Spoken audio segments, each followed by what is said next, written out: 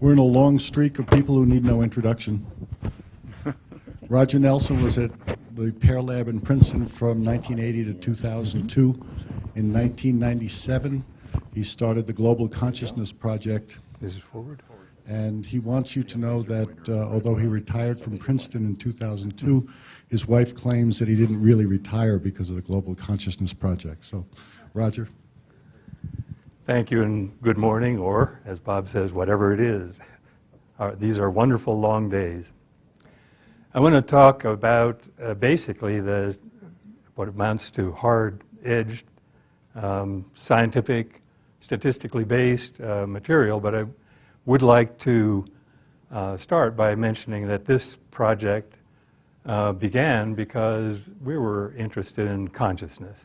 We were interested in the possibility that there is interconnection among people, that there might even be something that could be construed as a global consciousness. I won't prove or demonstrate that necessarily, but we have some very interesting results over time. I guess most importantly, I think we're able to show with clarity that there really is, as Gertrude Stein said, some there. The odds are of this being just chance is 1,000,000 to 1 or 10 million to 1. We have independent measures, and they're correlated. They have correlated response to these events. There's some structure in terms of distance, in terms of time, and also in terms of what you might think of as psychological qualities. There's a lot of structure where there shouldn't be any. This is what the network looks like as spread out over the world. You'll see a lot of concentration in the US and Europe, but we have tried to get a distribution that was big enough so we could ask questions about distance. The data flow through the internet to Princeton, and that's what the data look like when they're coming in. So we have to do a lot of processing to make sense or find out whether there indeed is any kind of structure in the data. We look at each of the devices, which we often call eggs. That's a node in the network. It's a random event generator with custom software. And if we look at them separately and then calculate an average of their accumulating deviation over time, it will look something like this black summary trace.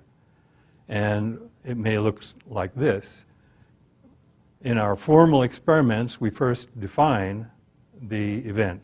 We figure out, we decide that there's an interesting event, something that might possibly affect global consciousness, if you will, because it makes an awful lot of people feel the same emotions, think the same kind of thoughts. So we discover the event in the news, perhaps, and then we define the beginning and end and extract the data and do the calculations. So the experiment is done in a hypothesis testing sense.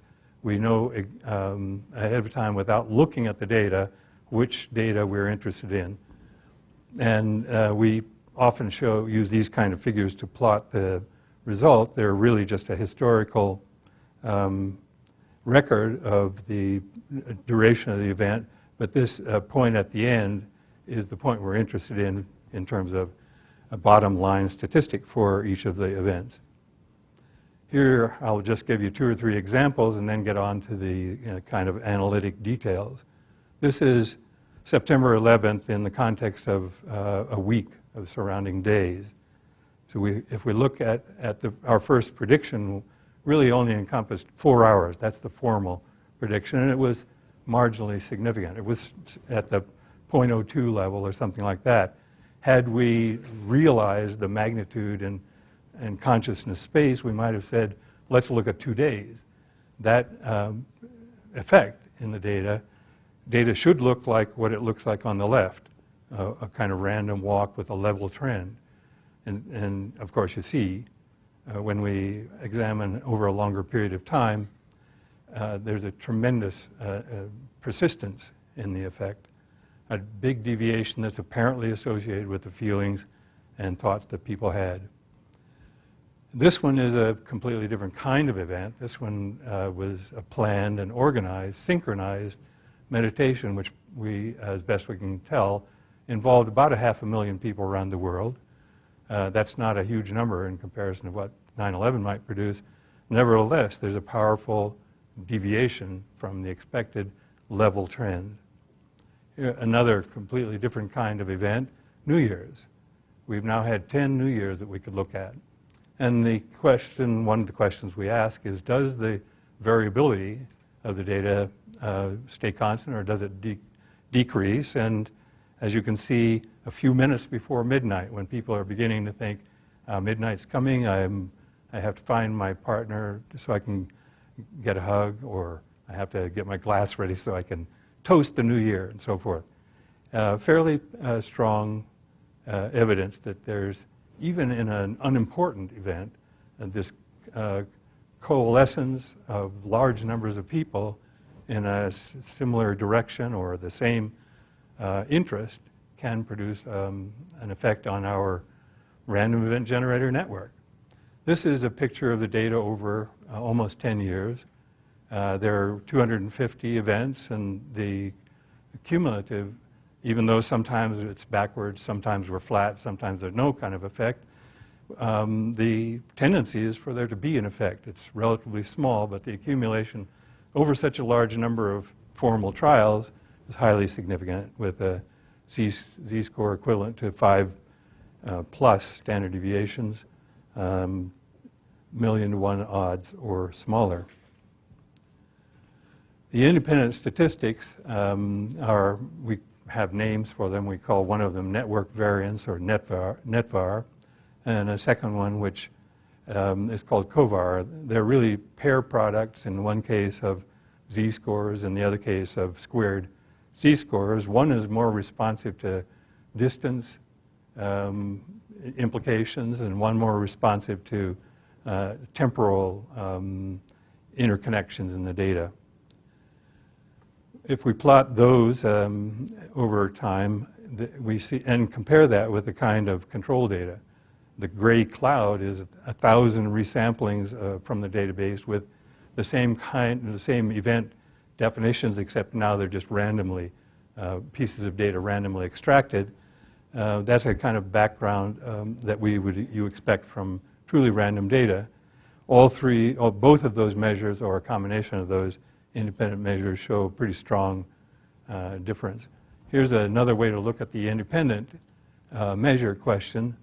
We created a random sample of pseudo events with an effect size equivalent to what we find in the database, and that blue curve shows what happens, not unexpectedly, because we've constructed a powerful large database of small effect sizes.